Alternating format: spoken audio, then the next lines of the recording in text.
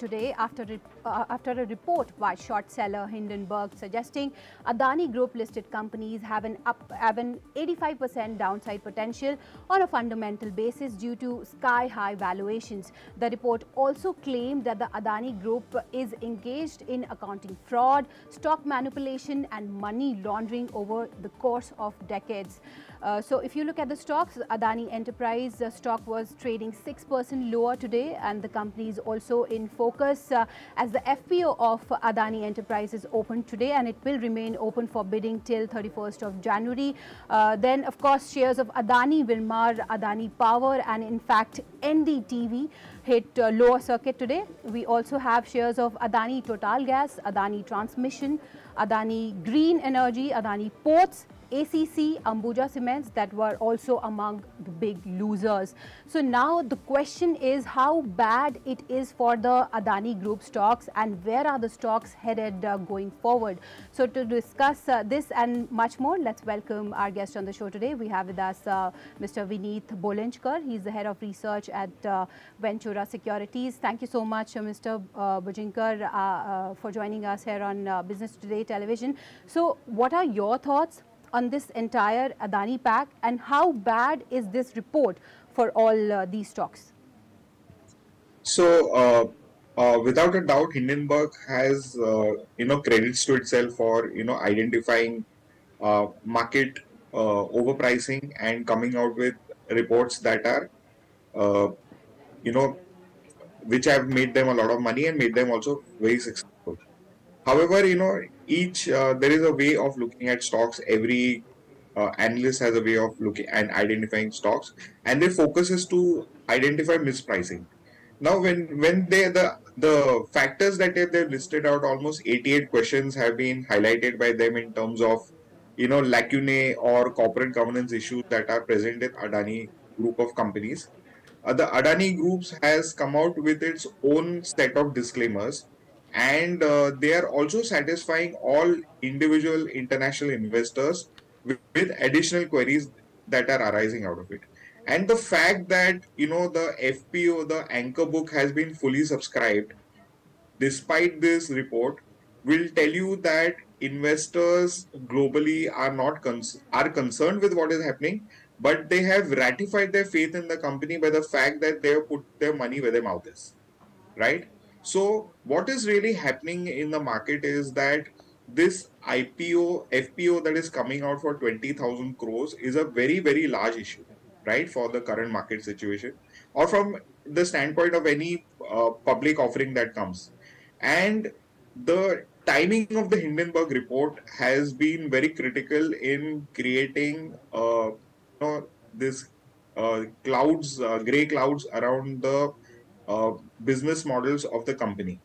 So what has really happened is that the anchor book is catering to the demand, and the Hindenburg short is creating the free fall in the stock price. Had it not been for the FPO, I think this would have been easily taken care of by itself in the market.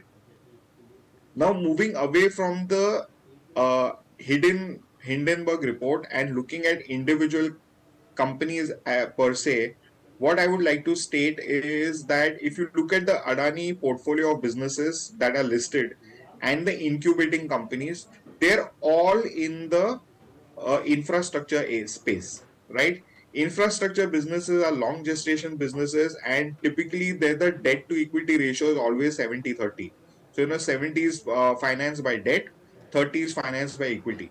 And if you see many of these businesses, you take the airports business, you take the the data centers, you take the roads business, you take their coal mining operations, all these businesses are in their infancy. And when we are talking of infancy, what do I mean? They have just started returning cash to the company. They started getting profitable and coming back. And Adani Group has been growing very fast across various areas, and they have managed their growth very well. And for this, the debt that they require is being participated by about 30% by the domestic banks. So, I don't see any concern for the Indian banking sector because they're not overly leveraged as far as the individual group is concerned. And one very important factor that I would like to identify is that nearly 160 foreign institutional investors have subscribed to their debt over various points in time. So what really happens is that every time Adani goes to the market and raises say $500 million, okay, there would be a due diligence of that company which is done, right? And that due diligence would absolutely be exhaustive because different players are coming in at different points of time and they're coming in different entities of the Adani Group. Okay, and all the declarations that the company has made have already been put out.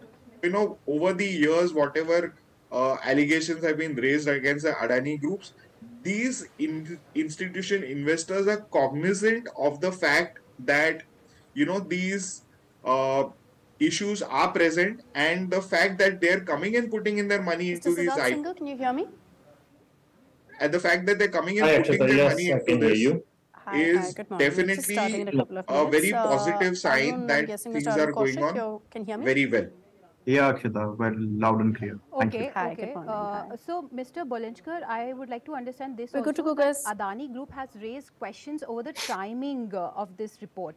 So, do you think that this report will impact the FPO as well?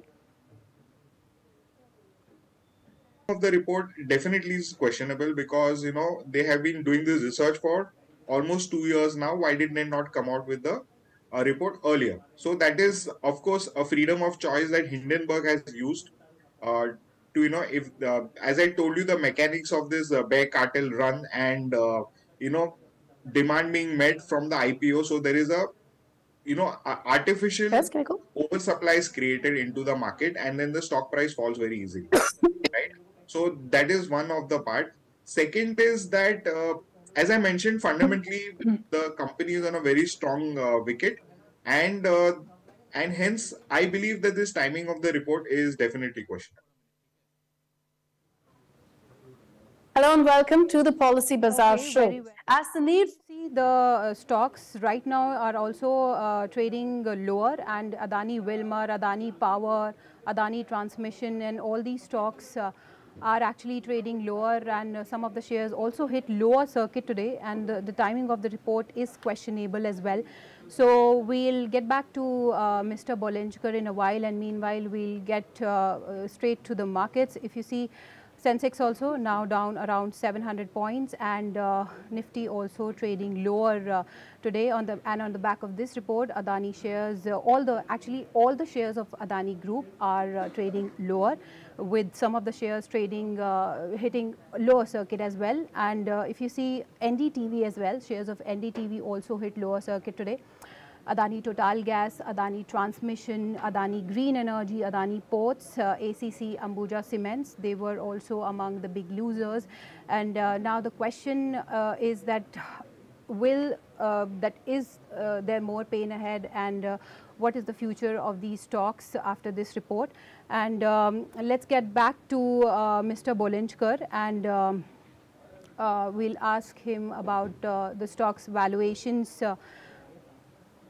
Okay, I think we will get back to him in a while, but if you look at the other stocks which are not trading well in today's trading session, we have ICC Bank, HDFC, SBI. HDFC Twins are actually down over 3% today, and Axis Bank, Reliance Industries, and we have two major events coming up in the next week. So all eyes are now on the budget 2023, and we'll get you the latest updates as well. But now let's get back to Mr. Bolenchkar. So Mr. Bolenchkar, just one last question. So which Adani Group stocks do you believe are richly valued, have valuations? So I was of the opinion that Adani Total Gas was quite overvalued. However, that has now come down to very attractive levels. And I believe that now the entire group of stocks is, worth investing in. And I believe that over a period of time, these stocks will definitely do well. Okay, sure. So many thanks, Mr. Bolenchkar, for taking the time out and joining us here on Business Today Television. So with that, we wrap up this edition, and many thanks for tuning in.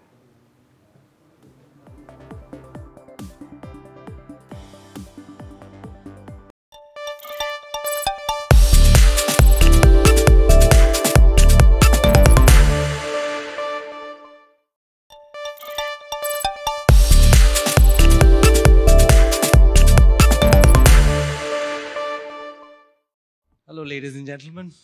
Good to be back again. I don't need to introduce these people.